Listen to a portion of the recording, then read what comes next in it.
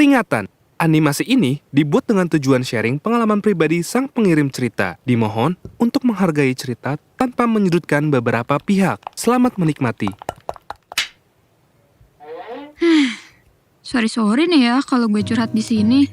Kalau bukan dulu pada, siapa lagi? Oke, kenalin, nama gue Shirley. Umur gue sekarang 29 tahun dan gue belum nikah sih. Hehe. Tapi hidup gue fine-fine aja kok. Ya, palingan suka ngerasa ngangengong aja sih. Buat gue pribadi, nikah mah gak usah buru-buru lah ya. Jodoh gak bakal kemana juga. FYI, gue asli Bandung. Coret, alias Cimahi. Gue tinggal cuma sama emak gue. Soalnya ayah gue udah meninggoy beberapa tahun lalu karena sakit. Jadi, ya gue tulang punggung keluarga dengan penghasilan yang didapat dari buka warung nasi di depan rumah. Gue di sini mau cerita tentang kisah romansa gue. Dulu sih, sekitar tahun 2015-an. Ya, zaman gue masih kinyis-kinyis lah. Saat itu, gue lagi senang-senangnya main game di HP. Gamenya tuh kayak MMORPG gitu. Lumayan lah, sambil jaga warung biar gak bosen. Awalnya sih kita partner main doang. Terus saling tukeran akun di Line dan chat random deh.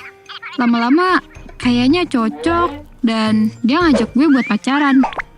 Kebetulan juga gue baru putus sama mantan gue. Ya langsung gue gas lah buat pacaran sama dia. Daripada ngejomblo mulu ya kan. Jujur li, first impression gue ke dia tuh ngerasa Kevin ini baik bingit. Mana orangnya tinggi, tajir pula lagi. Alamak, berasa cowok FTV gitu. Nah, Kevin tuh asli dari Medan. Dan dia tinggal cuma sama tante dan adik perempuannya. Orang tuanya udah meninggal dari lama. Dan sebagai anak laki satu-satunya, dia jadi tulang punggung buat adeknya. Salut deh pokoknya. Nah, untungnya sih keluarga dia nih tajir.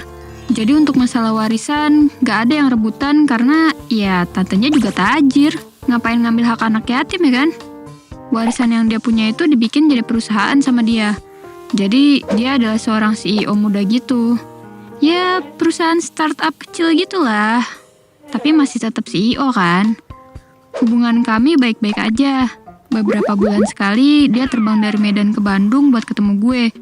Kita ngedate, jalan-jalan. Bahkan, dia juga suka bawain oleh-oleh dari Medan buat mak gue. Dan ketika urusan finansial gue nggak baik-baik aja, dia suka kirim uang buat gue menyambung hidup. Baik banget deh pokoknya. Selama pacaran, tiap pagi kami say good morning.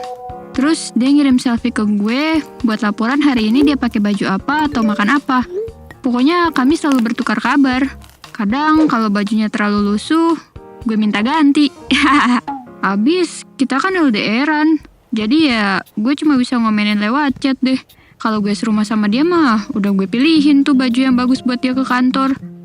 Beberapa tahun kemudian, hubungan kita masih sama. Chat, video call, laporan tiap pagi, semua dilakukan selama bertahun-tahun. Dan suatu hari, dia ngelamar gue buat tunangan. Ya, otomatis gue seneng banget lah. Dari main game doang sampai bisa jadi jodoh beneran. Gue udah kayak terbang ke langit ketujuh gitu. Ya udah, akhirnya gue terima dong. Dia bilang pengen nikahannya di Bandung aja, supaya semua keluarga gue bisa hadir. Biar dia dan keluarga dia aja yang datang ke Bandung. Wah, udah deh. Dengan semangat gue nyiapin semua hal-hal buat tunangan. Yang pasti biayanya dari dia. Soalnya gue kan cuma anak tukang warung nasi. Mana bisa beli hal-hal buat persiapan tunangan. Mak gue juga semangat tuh buat beli segala sesuatu untuk acara pertunangan gue. Secara gue kan anak satu-satunya. Jadi dia mau gue punya hal-hal yang terbaik. Mumpung beliau juga masih ada di samping gue. Kadang gue ngobrol sama mak gue sambil nangis-nangis. Karena kalau gue jadi nikah sama si Kevin, berarti gue kudu ikut dia ke Medan. Gue juga bujuk-bujuk mak gue buat ikut pindah ke Medan. Tapi mak gue bilang dia lebih nyaman di Bandung. Dan gak siap juga sama perubahan kehidupan. Tapi gue janjiin mak gue kalau gue bakal selalu ngabarin dan selalu ngunjungin beliau di Bandung. Padahal ini kan baru tunangan ya. Tapi udah kayak mau pergi keluar angkasa aja. Butuh waktu beberapa bulan buat gue nyiapin acara pertunangan. tempat udah booking, keluarga udah pada diundang. Pokoknya semua udah pada tahu kalau gue mau tunangan. Kevin juga beberapa kali datang ke Bandung buat ngecek-ngecek apa aja nih yang kurang. Sekalian ajak gue sama mak gue makan di luar. Pas mau tidur, gue selalu mikir betapa beruntungnya gue punya pacar sebaik dan sedermawan itu. Sayang sama gue dan mak gue juga. Sampai rela bolak-balik Bandung Medan buat halalin gue. Pokoknya gue merasa gue adalah cewek paling beruntung di dunia. Akhirnya pertunangan pun berjalan dengan baik. Gue resmi jadi tunangan Kevin. Tantenya Kevin dan adiknya datang bersama dengan Kevin. Keluarga gue juga datang dan turut berbahagia. Kami pun mulai mikirin kapan mau nikah. Kevin bilang kalau dia masih perlu ngurusin perusahaannya sebelum nentuin kapan nikah. Ya, gue mah oke-oke aja nungguin. Sambil gue juga siap-siap buat pindah kalau Kevin mau resepsi di Medan. Beberapa minggu pasca tunangan, Kevin balik lagi ke Medan. Dan seperti biasa, kami lanjut LDR-an. Tapi beberapa bulan setelahnya, kok gue ngerasa Kevin mulai beda ya? Dia masih terus kirim chat dan selfie selamat pagi sih. Cuma rasanya hati gue merasa gak enak gitu. Tahu gak sih perasaan gak enak yang tiba-tiba muncul gitu loh. Tapi gue gak ngerti itu apaan. Ya kalau kata orang-orang mah intuisi lah ya. Dan intuisi cewek tuh gak bisa dibiarin. Kenapa? Karena biasanya pasti ada sesuatu.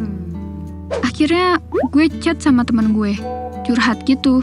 Gue emang punya teman deket sejak SMA. Dan apapun keluh kesah gue selalu ngomong sama dia. Dan kali ini gue minta sama dia buat ketemuan. Akhirnya gue ngomong tentang perasaan gak enak hati gue. Dan dia nyaranin buat coba nge-track HP si Kevin pakai aplikasi. Kan kayak Google Map gitulah, yang street view-nya bisa di zoom-zoom gitu. Nah, kebetulan si Kevin pernah nge-share lokasi apartemen dia. Dan gue coba aja buat nge-track. Dan pas gue zoom in, ada foto cowok gue lagi mandi bareng sama cewek. Tapi agak buram gitu sih fotonya. Gue kaget setengah mati. Apa bener ini Kevin tunangan gue? Fotonya agak ngeblur gitu. Tapi figurnya tuh mirip banget sama Kevin. Gue masih posting ya. Mungkin mirip aja kali. Tapi koordinat tempatnya persis apartemen Kevin. Tapi kan apartemen ya. Siapa tahu itu orang yang di lantai bawah atau atasnya apartemen Kevin. Temen gue juga lihat dan dia bilang, mungkin orang yang mirip aja kali. Terus gue kayak, ya udahlah ya, semoga aja bukan seburuk apa yang gue pikirin. Terus ya udah, gue coba lupain hasil foto trackan waktu itu. Dan gue chat Kevin kayak biasa. Tapi gue masih tetap penasaran. Jadi gue kirim tuh fotonya ke si Kevin. Pih, ini kamu bukan? Agak lama tuh Kevin jawabnya. Dapat foto itu dari mana? Jawab dia. Terus gue balas lagi. Dari aplikasi. Mami coba nge-track papi, terus ini yang didapat. Dari situ Kevin gak jawab. Dia kayak cuma mencoba buat bikin alasan gitu. Kayak yang salah orang kali. Tapi feeling gue ngerasa kalau itu beneran Kevin. Gue gak mau suuzon sama dia ya. Jadi ya udah, gue coba buat lupain. Sampai suatu ketika, kita berantem di telepon karena dia gak juga ngasih jawaban tentang kapan kita nikah. Terus gue nyeletuk. Papi udah punya yang lain ya di Medan sana. Terus dia yang kayak, maaf mami, papi hilaf. Jeder. Gue ngerasa kayak disambar petir di siang bolong. Ternyata apa yang gue lihat waktu itu adalah kebenaran. Gue yang lagi marah langsung kayak, ya udah kita putus. Tapi Kevin mencoba mohon-mohon sama gue buat gak putusin dia karena kita udah tunangan. Dia bilang, maafin papi Mi, papi cuma kesepian karena mami gak selalu ada bareng papi. Ya bener sih, karena kita LDR-an. Gue juga sering kok merasa kesepian karena dia jauh. Tapi gak ada sekalipun gue kepikiran buat nyari kehangatan dari cowok lain. Gue udah kepalang sakit hati sih. Dan gue orangnya sangat keras kepala sama pilihan gue. Kalau gue udah bilang enggak, ya enggak.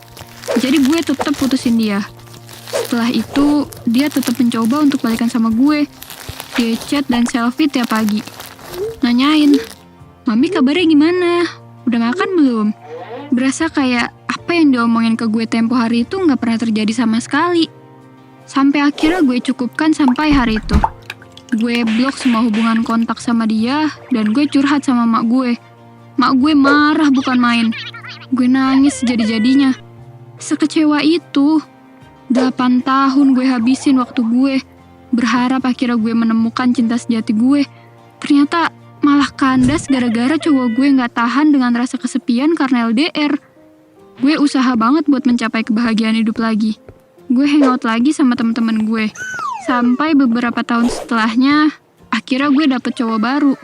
Kali ini cowoknya temen gue waktu kuliah dulu. Namanya Anton. Dan dia sekota sama gue.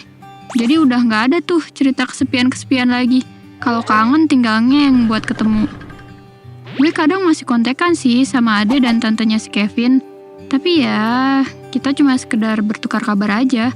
Dan dari mereka, gue jadi tahu kalau perusahaannya Kevin hancur gara-gara si cewek yang waktu itu jadi selingkuhan dia. Well, namanya juga kehidupan.